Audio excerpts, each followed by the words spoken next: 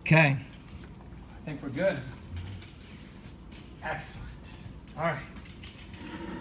Well, Mr. Burns, I appreciate you letting me do this post-conference with you yesterday after the observation. I guess really to get us started, I just wanted to kind of go over the point of this post-conference. And it's really for two things. It's beneficial for myself, so I can see, like, as an administrator or as a future administrator, to kind of see how I can support classroom teachers, getting in observing lessons a little bit more. Also for you too, so we can hopefully have you walk away with some more skill sets, some strategies maybe, some recommendations that you can use in your lessons just to help your teaching. Okay. So with that being said, our agenda today, first of all, I really just want to reflect on the lesson that I got to observe yesterday, your OG lesson, and then really talk about some next steps. Sound good? Sounds good. So if we were going to start just reflecting on a lesson, I came into your lesson a few minutes into the lesson already. So how do you think it went? I think it went overall pretty well. There's some things I need to work on. At the beginning, it was a little rocky, and my kids do struggle with beginning lessons and a little bit of the transitions. So we struggled a little bit on the transition, but when I got the kids to start writing and start working independently, that's when things started going smoothly. That's when people started doing the work, and I think that went overall pretty well. Excellent. So if we were to break apart your lesson, because from what I noticed, it was all working on word building, and it was kind of broken into two different sections. Yes. So if we kind of reflected or kind of dissected those sections, the beginning part where you guys were working on your red words. So we, at the very beginning of our red words, we do one red word. We do one red word a day on Tuesdays and Thursdays. So the first thing we did was we reviewed the one that we did on Tuesday, which was every, and then after we reviewed every, we did EVERY, every. So once we reviewed that, we did often, and that was the word that we presented that day. So looking at that first part of the lesson, how do you think that, you kind of got into it a second ago, but if we were to break those into that activity and then the new concept activity, how do you think the red word went? For every, when we did the review, overall I didn't think it went that well. There was kids off task, there were kids running around, there was a lot of noise, there was limited kids that were engaged, and I felt like what I should have done was try to get everyone all together and just stop the lesson and just get everyone all together and then move on. So I think it was a little bit shaky there. So a question for you. I know something that we've discussed that you're continually working on is your classroom management. Why do you think it went like that in the beginning? Like, why do you think there were the kids off task, or why did you think that struggled compared to? Well, one of my students, she didn't have an OG notebook. So because she didn't have an OG notebook, she didn't know what to do, and that was my fault. So I should have registered, I should have got the piece of paper, which I did, but I should have done that quicker. Okay. But because since she got off task, she started talking to another student who was off task too, and I felt like if I would have implemented that, it would have gone by smooth. Okay. I'm actually going to move my camera just a little bit closer so it can hear us as well. Sorry. That's going to be... There we go. I think this is going to work a little bit better. I apologize. Okay, we're good. All right. So with that being said, just walking around and observing other people's OG's lessons, the materials maybe being part of the issue, what do you think you could do, like, from here on out that would maybe prevent something like that happening with other students besides just her? So I should probably, before we even began the lesson, I should just kind of make sure everyone had their notebooks, make sure everyone has the materials. I have material managers. I should probably prep them for that. I was still getting new, we're working on it, so I felt like if I would have made sure that everyone had it before I moved on, Yeah. it would have prevented some issues. I think the material manager is an excellent idea. I've seen that work very successfully with some other teachers as well. Well, if we went to your second part of the lesson, the new concept, how do you think that went? I think it went overall pretty well. It got a little, it started off a little rocky, but once the kids, when we reviewed it, when we did the kinesthetic with the touching of the shoulders and saying often, once when the kids started writing, everyone began doing that, and that's what was really cool about that. So Yeah. So what I'm hearing you say is when they're at their desks with more of a structured activity, you thought it went better. yes.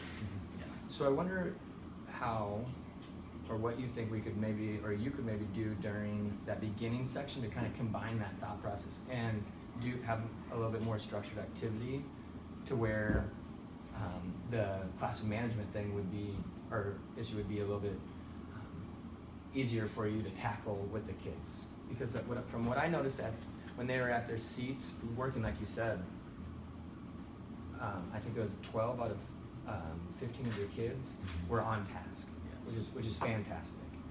And when you were doing the red activity, the number of students on task was a little bit lower. So that would definitely be something to think about of what you're having them do during the new concept, as well doing the same kind of stuff during the red words. So maybe like I could probably have them do, instead of the reviewing with every, I could probably have them just write it down again 3 times instead of having them stand up and doing this. Maybe I'll just say, okay, now I want to write every 3 times, and I want to write the sentence. Yeah, and with that being said too, I think you adding in the physical activity is an awesome learning strategy for the kinesthetic learners. So taking that out completely is not maybe something that I'm saying you should do, but I'm wondering if we could incorporate it into a little bit more structure. Like, what do you think? Like, when they kind of had the free or the ability to go where they wanted or stand where they wanted. So maybe you just review, just say you need to be at your desk. Okay. So everyone needs to stand by the desk. That's how it's going to be, and that's how it's going to work. Yeah. And so just say you only have one option. That's at your desk. Excellent. So if you were going to, let's say, redo that lesson, if we rewind time and you were going to redo your lesson with your lesson planning, with our pre-observation meeting that we had, what do you think it would look like? So if I had to do it again, I would start off just saying, give the expectations, what a goal of the lesson would be, and say, my expectations are we're going to stay out of seats, only out of seats, because when one person gets up, other people get up, and then that affects our learning time. Explain to them so they understand, make them repeat it, and hold them accountable to it. Okay.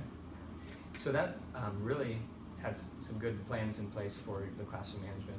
Another thing I heard you asked to kind of look for was just like the materials of where things go. And I know with OG that is a common concern for a lot of teachers.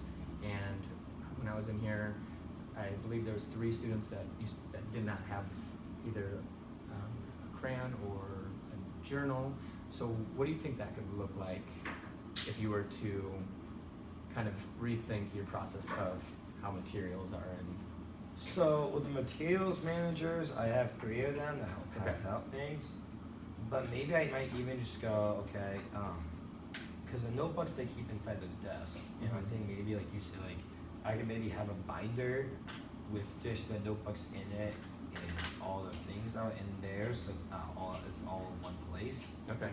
And then maybe in that binder I can put a crayon in there too, so they each have a red crayon. So Yeah. Give them a little bit more responsibility for their materials. make them more responsible, or don't even just start the lesson. Don't make sure everyone has it. Yeah. If you don't have it, raise your hand. My materials manager will give it to you. That's a fantastic idea, just making sure that they're prepared before you start moving along, so you don't have to stop and then make sure that they're prepared. Excellent. Another area in our pre-observation, the last thing that you brought up as a concern was transitions. And I know that you said that was difficult for your class. So yesterday's lesson, how do you think transitions went from kind of the old, or from the red words to the new concept? I think it went okay. Lots of room for improvement, but it was good for my class. Yeah. So if I remember now, I mean, I think it went. I had to repeat a little bit with some of the instructions, and I feel like there's a lot of room for improvement. So I feel like what I need to do is I need just to remind the kids, hey, this is what it's gonna be, this is what it's gonna look like, this is what it's gonna sound like, this is what it's gonna look like and sound like.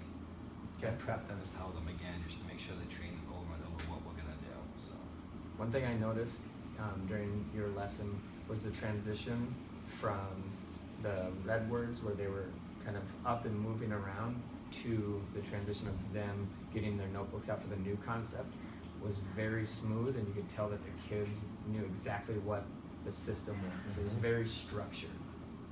And so my question for you is, how do you think you could add structure to that beginning transition of beginning the lesson that you were talking about in the beginning of our meeting? give them a step-by-step process so the kids would know, I know I need to hang up a schedule, and once I can hang up stuff on my walls, my schedule's gonna show, because it's tough to put on my whiteboard because it constantly gets erased. So make sure I have that step-by-step. First we're gonna do this, then we're gonna do this, so the kids can see it and they're already prepared for that. So Yeah, excellent.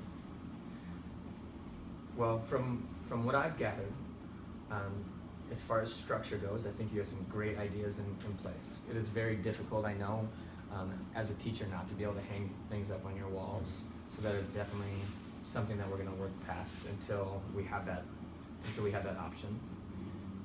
For your transitions, I think you saying just you're going to be explicit orally and as well as putting things up on the wall will help tremendously.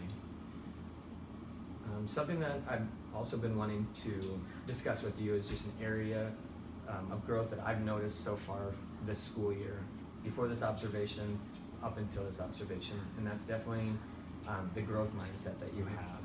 I think that's something that a lot of teachers could look towards you for advice. Your willingness to ask questions, to accept